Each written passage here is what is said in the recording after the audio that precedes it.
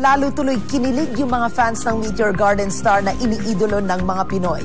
Narito ang ulat ni Mario Dumawan. Walang kaduda-duda kung sino ang idol ng bayan. Sa ikalawang araw ni Dao Mingze o Jerry Yan sa Pilipinas, mala state visit pa rin ang kanyang personal appearance. Para sa bench sa Le Pavilion, Rojas Boulevard, 80 security guards ang ginamit.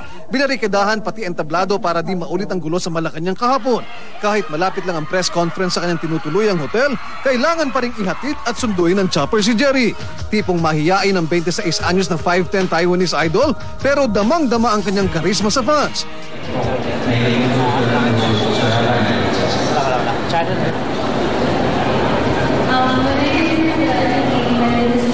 After some ups and downs, but after a while I saw you comforting and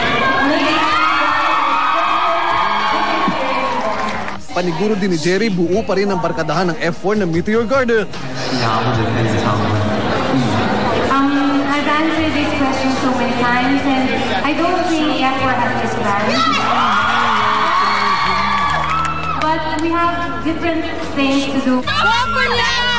Nakakagulat ang pagsamba kay Dao Mingze ng mga fans. Lahat nakikipagsiksikan. Ang iba'y may dala pang regalo, tulad ng pinaghirapang crochet na ito ng kanyang mukha.